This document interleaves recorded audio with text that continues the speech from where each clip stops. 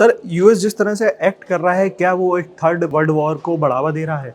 उन्होंने एक स्टेटमेंट दिया था थर्ड वर्ल्ड वॉर को लेकर कि आप थर्ड वर्ल्ड वॉर को बढ़ावा दे रहे हैं यूक्रेन के प्रेसिडेंट से। तो उस थर्ड वर्ल्ड वॉर की जो विभीषिका है, जिस तरफ विश्व बढ़ रहा है, उसको कम करना है, उसकी तरफ न बढ़ने देना ही सभी लोगों का एक सम्मिलित प्रयास है।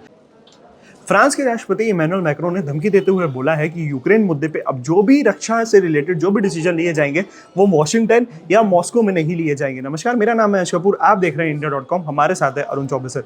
अरुण सर हमें इस मुद्दे पे सारी जानकारी देंगे। सर, सबसे बात करें तो अंतर्राष्ट्रीय राजनीति जो है इस तरफ किस मोड़ पे मोड़ रही है? देखिए अंश, इस समय जो है कॉम्प्लेक्स सिचुएशन है विश्व में। देखा जाए अंतर्राष्ट्रीय राजनीति में, जैसा आपने कहा, हुआ ये है कि जो रूस यूक्रेन वॉर हुआ उस पे जो सीज फायर के लिए, यानी शांति समझौता के लिए, अभी रिसेंटली आपने देखा होगा कि यूक्रेन के जो प्रेसिडेंट है जेलेंस्की, वो गए थे अमेरिका।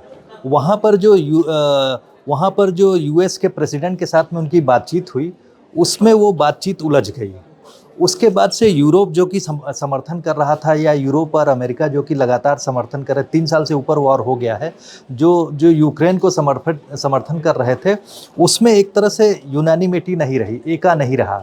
यूरोपियन ब्लॉक पूरा का पूरा यूक्रेन के साथ में खड़ा हो गया है, जबकि अमेरिका नाराज हो गया है। तो उस वजह से जो है फ्रांस, और स्पेशली मैं यूके की बात करूंगा, इन लोगों ने कहा है कि वो यूक्रेन के साथ खड़े रहेंगे। वो इसलिए खड़े रहेंगे क्योंकि रूस को उन्होंने कहा है कि अग्रेसर कौन है, यानी आक्रमण करने वाला रूसी है। तो जो विक्टिम है उसके साथ वो लोग हमेशा खड़े रहेंगे। और साथ ही ये बात बता दूं कि जो 2 ब्लॉक हुआ करते थे किसी ज़माने में, एक रसन ब्लॉक हुआ करता था, एक अमेरिकी यानी उसके यूरोप के साथ में उसका जो ब्लॉक हुआ करता था, जो नाटो कहलाता है। तो नाटो और यूरोप एक तरह से जो नाटो डिपेंडेंट था यूरोप और अमेरिका के ऊपर, अमेरिका उसमें सबसे ज़्यादा कंट्रीब्यूशन करता है।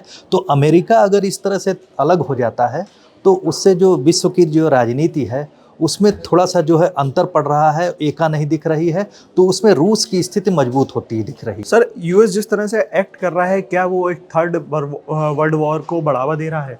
नहीं, थर्ड वर्ल्ड वॉर को बढ़ावा देना तो किसी के लिए भी हितकर नहीं है, क्योंकि मैं आपको बताऊं कि उन्होंने इसी बात पे वो नाराज़ हुए।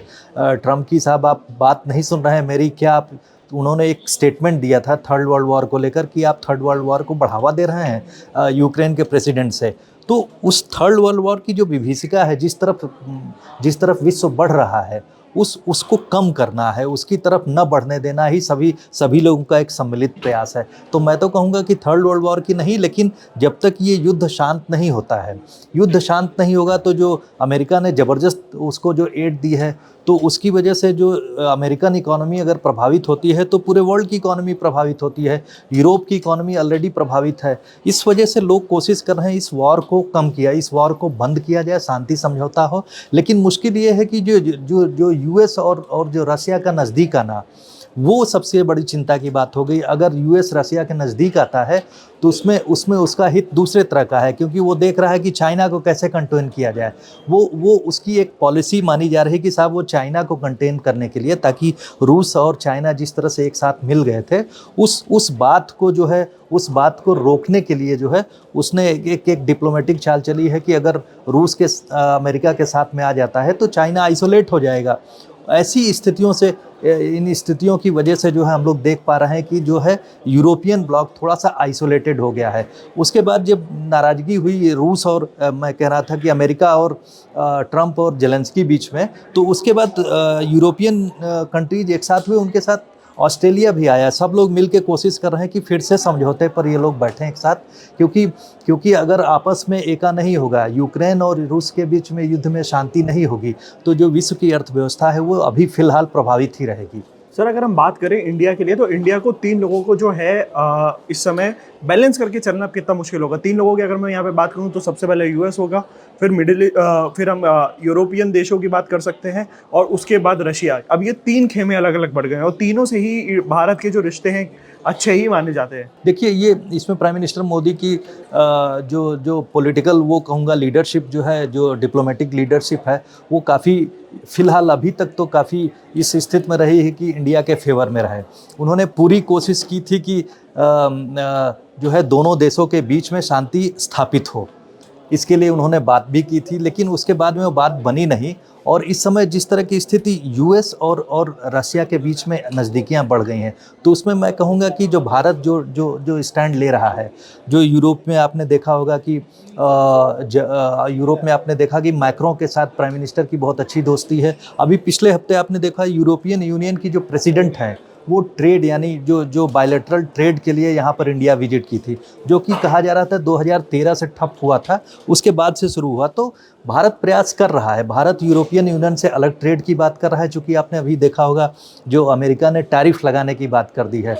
अभी जो जॉइंट जो सेशन यूएस सेशन जो संसद को एक तरह से उन्होंने संबोधित किया था, तो उसमें कहा था कि हम 2 अप्रैल से जो है टैरिफ लगाएंगे, जितना इंडिया लगा रहा है उतना हम भी लगाएंगे। हाँ। तो उससे जो है भारत के ऊपर काफ़ी प्रभाव पड़ेगा, क्योंकि अमेरिकन इकोनॉमी इस समय काफ़ी प्रभावित है। आप देख रहे हैं कि वहाँ के उन्होंने कनाडा के ऊपर टैरिफ लगा दिया है, 25% एडिशनल टैरिफ लगा दी है, मैक्सिको के ऊपर लगा दी है, उसके बाद में जो है उन्होंने चाइना के ऊपर लगा दी है। तो चाइना और इनके साथ उनका ट्रेड इम्बैलेंस हो रहा था।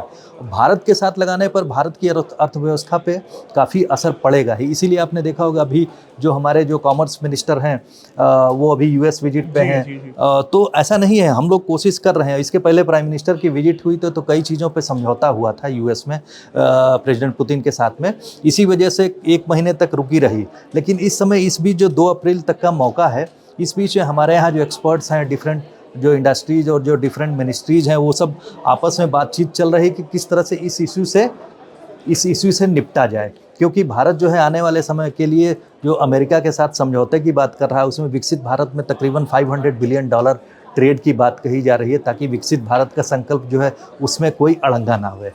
सर अगर बात करें तो जैसे मिडिल ईस्ट भी अभी शांत नहीं हुआ है, अब ये जो है एक नया मुद्दा बन सकता है, तो क्या ये जो इशू है एक another pain in the neck हम कह सकते हैं इंडिया के लिए होगा? देखिए, भारत बहुत बखूबी यानी डिप्लोमेटिक तरीके से इन सब चीज़ों का हैंडल कर रहा है। हमारे रिश्ते इजराइल के साथ भी अच्छे हैं। इजराइल और अमेरिका का अच्छा, जो अमेरिका लगातार उनको जो है सपोर्ट कर रहा है। और अमेरिकन, चूँकि आपने देखा होगा इस बार जो ट्रम्प जीत कर आए हैं, तो उन्होंने कहा है, मागा एक स्लोगन दिया, मेकिंग अमेरिका ग्रेट अगेन। तो उसके तहत नेशन फर्स्ट की बात हो रही है। हम लोग भी अगर बात करते हैं तो मेकिंग इंडिया ग्रेट अगेन की बात करते हैं, MICA प्लस MAGA का दोनों तो मागा और उसकी जो बात हो रही, तो उसमें सभी देश चाहते हैं कि अपने नेशन को फर्स्ट किया जाए। तो नेशन फर्स्ट के इस कॉन्सेप्ट में जाहिर सी बात है सब लोग अपने देश हित की बात करेंगे। ऐसे में कोशिश ये होगी कि भारत, जैसे मैंने आपसे कहा, यूएस यूरोपियन यूनियन के साथ अलग समझौता, अमेरिका के साथ अलग समझौता और रूस के साथ अलग समझौता, इस तरह की नीतियों के ऊपर भारत चल रहा है। और तो मुझे और अमेरिका भी आपने देखा, क्योंकि अमेरिका का जो ट्रेड डेफिसिट है, यानी जो गैप है, ट्रेड का गैप दूसरे देशों के साथ में, वो बढ़ता जा रहा है।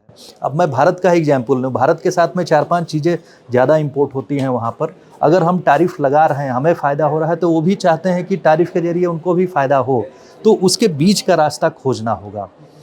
तो आने वाले समय में ये देखना इंटरेस्टिंग होगा कि किस तरह से जो है इंडिया इन सभी फ्रंट्स पे डील करते हुए डिप्लोमेटिकली अपने विकसित भारत के संकल्प की तरह आगे बढ़े।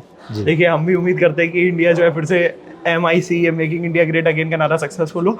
ऐसी और भी इंटरनेशनल वीडियोस और इंटरनेशनल डिप्लोमेसी पे हमारे साथ बने रहिए, देखते रहिए India.com। Thank you for watching.